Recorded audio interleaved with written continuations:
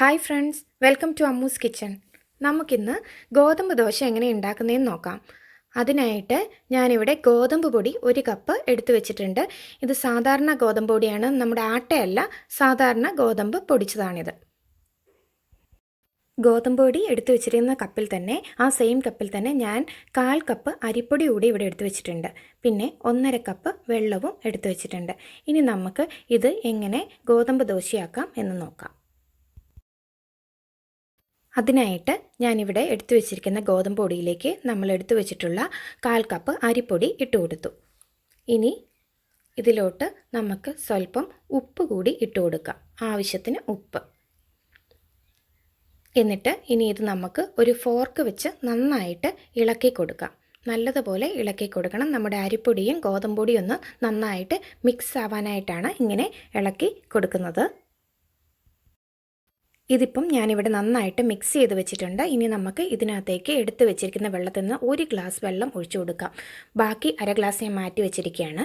ഇനി നമുക്ക് ഇതൊന്ന് ഇളക്കിയെടുക്കാം. ഞാനിതൊന്ന് ഇളക്കിയെടുക്കട്ടെ കേട്ടോ. ഇതിപ്പോൾ ഞാനിവിടെ ഇളക്കി വെച്ചിട്ടുണ്ട്. ഇത് കണ്ടോ, ഇതുപോലെ ഇരിക്കും. ഇനി നമുക്കിതിലേക്ക് ബാക്കിയിരിക്കുന്ന 1/2 ഗ്ലാസ് വെള്ളത്തിൽ നിന്ന് 1/4 ഗ്ലാസ് വെള്ളം കൂടി എടുത്ത് ഒന്ന് ഒഴിച്ചു കൊടുക്കാം. എന്നിട്ട് ഇത് നന്നായിട്ട് ഫോർക്ക് വെച്ച് ഒന്നുകൂടി ഇളക്കി കൊടുക്കാം. കണ്ടോ, ഇതുപോലെ നന്നായിട്ട് ഇളക്കി എടുക്കണം. ഇതിപ്പോൾ ഞാൻ നന്നായിട്ട് ഇളക്കി എടുത്തിട്ടുണ്ട്. ഇനി ഇതിലേക്ക് നമുക്ക് ബാക്കിയിരിക്കുന്ന 1/4 കപ്പ് വെള്ളം കൂടി ഒഴിച്ചു കൊടുത്ത് ഒന്നുകൂടി ഇളക്കി എടുക്കാം. നന്നായിട്ട് ഇളക്കി യോജിപ്പിക്കണം. ഒരു തുള്ളി കട്ട പോലും കാണരുത്.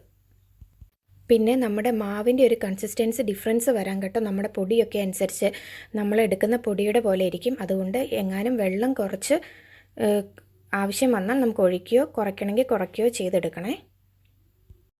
നമ്മൾ ഈ മാവിൻ്റെ പാകം ഒന്ന് നോക്കിയാൽ മതി. ഈ ഒരു കട്ടിയിൽ വന്നാൽ മതി. കൂടുതൽ കട്ടി കൂടി പോകരുത്, കുറഞ്ഞും പോകരുത്. അത് നമ്മുടെ പൊടിയുടെ അനുസരിച്ച് വ്യത്യാസം വരും. അതനുസരിച്ച് നമ്മൾ വെള്ളം കൂട്ടിയോ കുറച്ചോ ചെയ്താൽ മതി കേട്ടോ.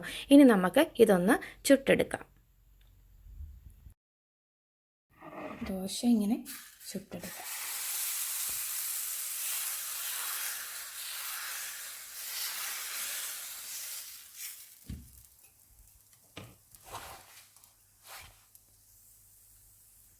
ഇത് നമ്മുടെ തക്കാളി ചമ്മന്തിയുടെ കൂടെയോ സാധാരണ ചമ്മന്തിയുടെ കൂടെയോ ഒക്കെ കഴിക്കാൻ നല്ലതാണ്. ഏറ്റവും ബെസ്റ്റ് എനിക്ക് തോന്നിയിട്ടുള്ള മീൻകറി കൂട്ടി കഴിക്കാൻ, ചുമന്ന മീൻകറി കൂട്ടി കഴിക്കാൻ നല്ല ടേസ്റ്റാണ്. പിന്നെ ഇത് സിമ്പിളായിട്ട് ഉണ്ടാക്കിയെന്നേ ഉള്ളൂ. ഇതിനകത്തേക്ക് നമുക്ക് വേണമെങ്കിൽ സബോളയും പച്ചമുളകും ഒക്കെ കൂടി ഇട്ടിട്ട് ഇതുപോലെ തന്നെ ചുട്ടെടുക്കാം. ഇതിപ്പം ഏറ്റവും സിമ്പിളായിട്ടുള്ളൊരു വേ കാണിച്ചു തന്നു എന്നേ ഉള്ളൂ. പിന്നെ നമുക്കിങ്ങനെ കലക്കിയെടുക്കാൻ ബുദ്ധിമുട്ടാണെന്ന് തോന്നുന്നുണ്ടെങ്കിൽ നമുക്കതൊരു മിക്സിയിലേക്കിട്ട് അടിച്ചെടുത്താലും മതി. കണ്ടോ, ഇപ്പോൾ ഇത് ഇവിടെ ആയി വരുന്നുണ്ട്. നമ്മൾ ഒഴിച്ചപ്പോൾ ഒരു വെള്ള നിറമായിരുന്നു, അതെല്ലാം മാറി ഒരു ലൈറ്റ് ബ്രൗണിഷ് യെല്ലോയിഷ് കളറിലേക്ക് വരുന്നുണ്ട്.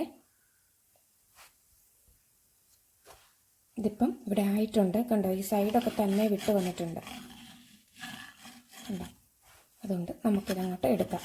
ഇത് വേണമെങ്കിൽ നമുക്കൊന്ന് തിരിച്ചിടണമെങ്കിൽ തിരിച്ചിടാം, ആവശ്യമുള്ളവർക്ക്. ഇതിപ്പോൾ നന്നായിട്ട് വെന്തിട്ടുണ്ട്, അതുകൊണ്ടാണ് ഞാൻ തിരിച്ചിടാത്തത്. അപ്പം നമ്മുടെ ഗോതമ്പ് ദോശ ഇവിടെ റെഡി ആയി കഴിഞ്ഞിരിക്കുന്നു.